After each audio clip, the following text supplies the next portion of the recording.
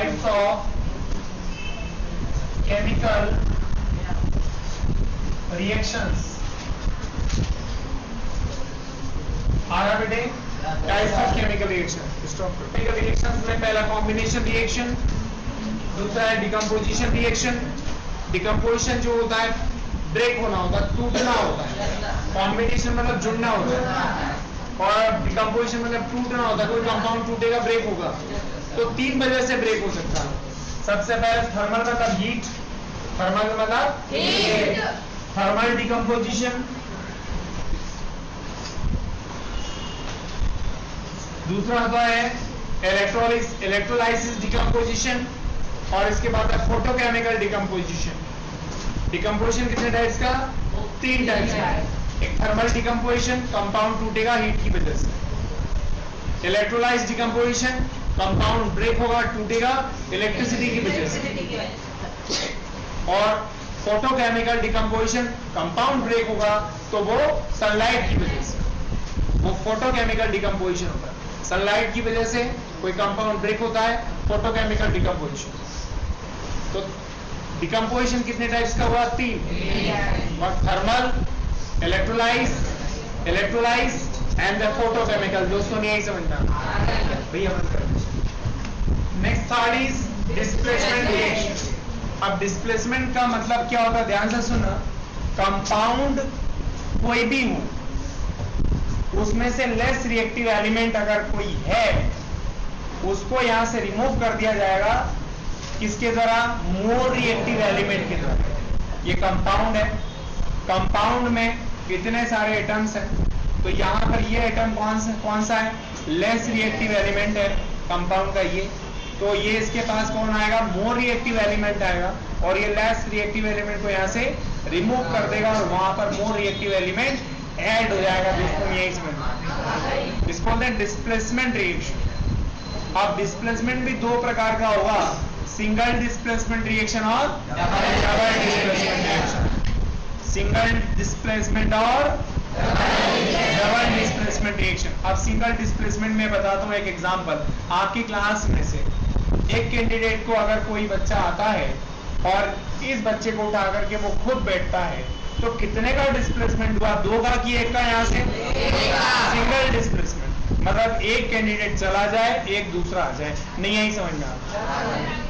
लेकिन अगर मान लिया जाए दो क्लासेस हैं, दो अलग अलग क्लासेस हैं, उधर का एक कैंडिडेट इधर आ जाए, यहां से भैया को डिस्प्लेस कर दे और ये वाला भैया वहां पर उस क्लास में से एक बच्चे को क्या कर दे? डिस्प्लेस करके इधर बैठा दे। तो वहां क्लासेस कितनी थी? दो। There are two classes. Displacement कितनी क्लासेस में से हुआ? दो क्लासेस में से हुआ। तो उसको क्या बोलोगे आप? डबल डिस्प्लेसमेंट बोलोगे। तो डबल डिस्प्लेसमेंट में कंपाउंड कितने होंगे? दो। और वहां पर दो एलिमेंट का आपस में क्या हो जाएगा? डिस्प्लेसमेंट। ये इसके प्लेस पर और ये इसके। अभी भी नहीं आ रहा समझ में? सिंगल डिस्प्लेसमेंट में क्या होगा? कंपाउंड एक ही रहेगा, लेकिन वहां मोर एलिमेंट, मोर रिएक्टिव एलिमेंट इसके पास में आएगा और यहां से कंपाउंड के अंदर से लेस रिएक्टिव एलिमेंट को डिस्प्लेस कर देगा। दोस्तों ने यही समझना। तो डिस्प्लेसमेंट रिएक्शन कितने टाइप्स की होगी? दो टाइप्स, सिंगल डिस्प्लेसमेंट एंड भैया बंद कर दो। 1 2 3 combination, decomposition, displacement reaction and 4 ध्यान से सुनना, ऑक्सीडेशन एंड रिडक्शन रिएक्शन। कौन सी? Oxidation and reduction. 5th is exothermic reaction and endothermic reaction. Exothermic and endothermic. Oxidation reduction क्या होता है इसको मैं ऑन द बोर्ड एक्सप्लेन करूंगा तो ही समझ में आएगा।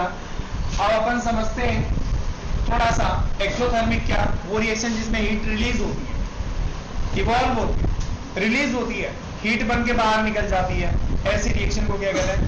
एक्सोथर्मिक। एंडोथर्मिक, कंपाउंड्स या सब्सटेंसेस के द्वारा हीट क्या होगी? एटमॉस्फेयर से एब्जॉर्ब हो जाएगी। तो रिएक्शन जिसमें हीट एनर्जी एब्जॉर्ब हो उसको एंडोथर्मिक, और जिसमें हीट एनर्जी रिएक्शन के थ्रू रिलीज हो उसको कहते हैं एक्सोथर्मल। अभी भी नहीं आई समझ में? कॉम्बिनेशन रिएक्शन, कॉम्बिनेशन जुड़ना, ऐड होना। If the two or more than two substances are compounds combined together and to form a single product, दो या दो से अधिक कोई substances हो, कोई compound हो, कोई element हो, combine together, combine हो जाएं और एक ही प्रोडक्ट बना ले, सब मिलके एक सिंगल प्रोडक्ट बनाएं, तो ऐसी रिएक्शन को कॉम्बिनेशन रिएक्शन कहते हैं। When the two are more than two substances, उसमें एलिमेंट भी हो सकते हैं, कंपाउंड भी हो सकते हैं, कंबाइन टुगेदर, एक दूसरे से कंबाइन हो जाएं, and they form a single product, एक सिंगल प्रोडक्ट बनाएं, एक ही प्रोडक्ट बनाएं, ऐसी रिएक्शन को क्या कहते हो आप? तो एक डेफिनेशन एक बार फिर से बोल रहा हूं, when the two are more than two substances combine together to form a single product, this is called the combination reaction। दोस्तों नहीं आई समझ? मैं कुछ एग्जांपल बोल के दिखा रहा हूं, ध्यान से सुना। जब क्विकलाइन मैंने बताया था आपको, कैल्शियम ऑक्साइड, उसको वाटर में डालते हो आप, तो वाटर के साथ कंबाइन होने के बाद क्या बनाता? कैल्शियम हाइड्रोक्साइड बनेगा, ये सिंगल प्रोडक्ट बनेगा। अपन एग्जांपल लेने वाले हैं रिएक्शन के थ्रू। दूसरा एग्जांपल, जब कोक को बर्न किया जाता है, ऑन बर्निंग द कोक, तो कोक मतलब कार्बन, कोयला, जब कोक को बर्न करते हैं ऑक्सीजन से वो रिएक्शन करेगा कार्बन, और कौन सी गैस बनाएगा? Carbon dioxide. तो कार्बन और ऑक्सीजन कंबाइन होकर CO2 गैस बनाएंगे, ये भी एक कॉम्बिनेशन रिएक्शन का एग्जांपल। दूसरा एग्जांपल, जब हाइड्रोजन और ऑक्सीजन दोनों कंबाइन होते हैं, हाइड्रोजन ऑक्सीजन कंबाइन होते हैं, तब वाटर का फॉर्मेशन करते हैं, तो इन दोनों ने भी एक सिंगल प्रोडक्ट बनाया, वाटर, हाइड्रोजन ऑक्सीजन ने, ये भी एक कॉम्बिनेशन रिएक्शन का क्या हो गया? एग्जांपल। अगर आप नाइट्रोजन और हाइड्रोजन लेते हैं और नाइट्रोजन और हाइड्रोजन दोनों कंबाइन होते हैं, एक सिंगल प्रोडक्ट बनता है जिसको क्या कहते हैं? अमोनिया गैस कहते हैं। तो ये कॉम्बिनेशन रिएक्शन के बहुत सारे एग्जांपल हैं। Calcium oxide CaO reacts with water, then both the substances combine together to form a single product only for calcium hydroxide, CaOH whole twice, और heat energy is released, बहुत सारा heat निकलेगा। समझा ना? मैंने बताया था आपको, कैल्शियम ऑक्साइड क्विकलाइन को पानी में डाल दो, कुछ समय के बाद पानी बहुत क्या हो जाएगा? अब सवाल उठता सर हीट कहां से रिलीज हुई?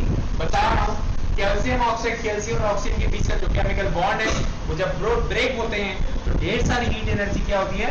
रिलीज होती है, और उसी वजह से पानी का टेम्परेचर, कंटेनर का टेम्परेचर क्या हो जाएगा? इंक्रीज हो जाएगा, और टेम्परेचर जो है वो सारी हीट एनर्जी के फॉर्म में वो रिलीज करेगा। बंद कर। अब हम समझ रहे हैं डिकम्पोजिशन रिएक्शन। कंपाउंड है और वो ब्रेक होगा, टूटेगा, उसी को डिकम्पोजिशन रिएक्शन कहते हैं। The breaking of a compound to form a two or more than two products, a single product is formed two or more than two compounds। समझ में आ रहा सभी को?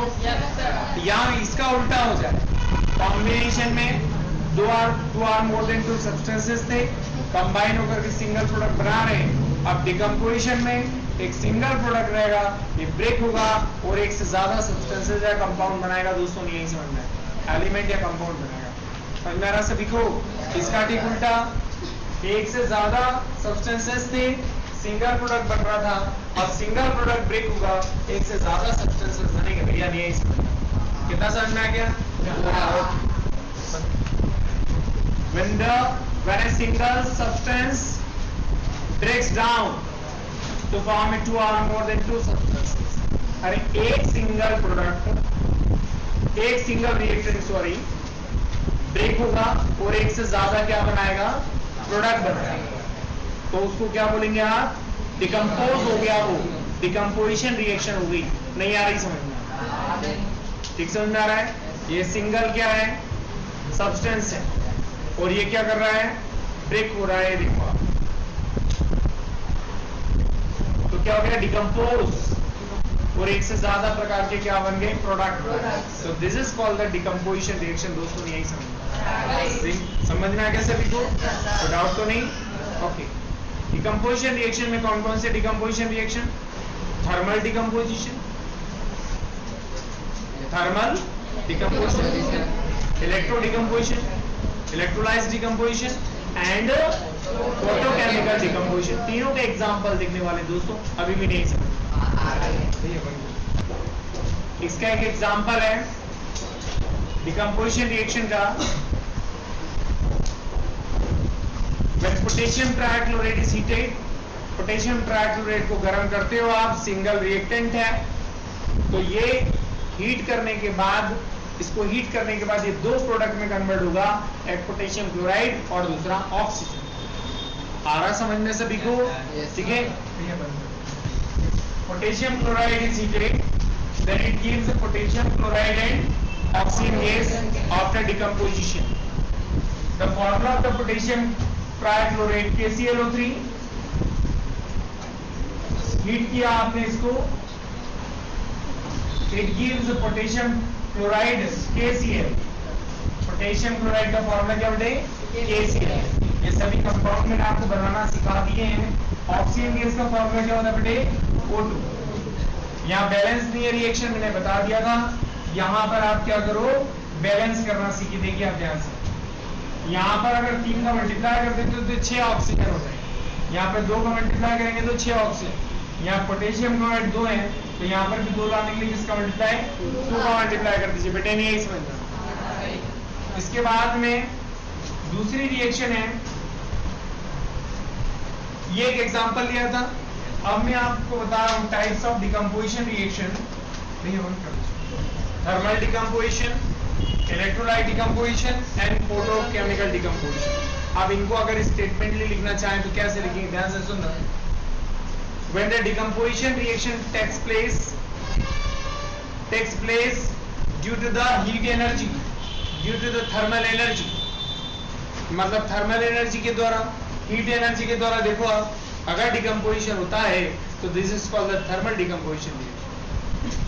And the decomposition reaction is taking place due to the electrical या energy, electrical energy से कोई decomposition reaction होती है तो उसको कहते हैं इलेक्ट्रोलाइट डिकम्पोजिशन।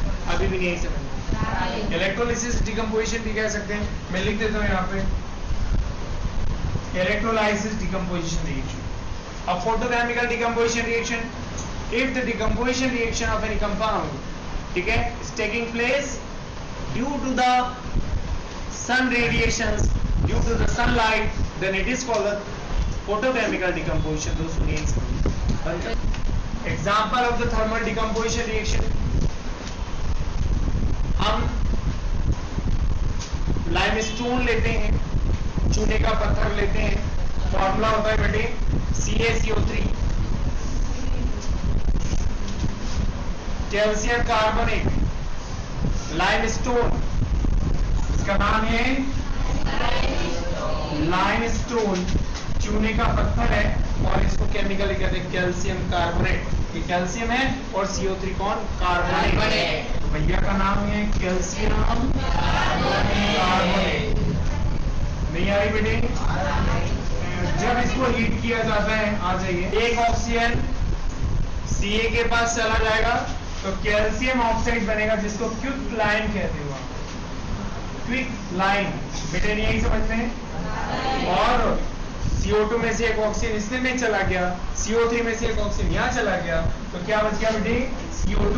ये CO2 के बाहर रिलीज, मतलब लाइमस्टोन को हीट किया, कैल्शियम ऑक्साइड बना, सिंगल रिएक्टेंट था, एक से ज्यादा प्रोडक्ट बन गए, तो this is the decomposition reaction. पर हीट की वजह से हुआ, इसीलिए थर्मल डिकम्पोजिशन रिएक्शन। यही बात समझना। इलेक्ट्रोलाइज डिकम्पोजिशन का एग्जांपल ले रहे हैं अपन। या आपने वाटर लिया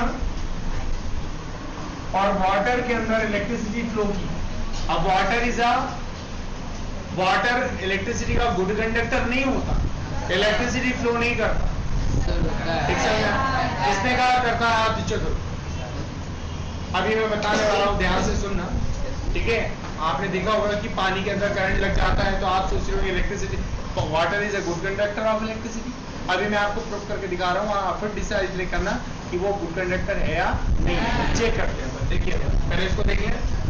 वाटर के अंदर कुछ मैं H2SO4 की ड्रॉप डाल देता हूँ, H2SO4 की ड्रॉप डालने के बाद गुड कंडक्टर बन जाएगा ये।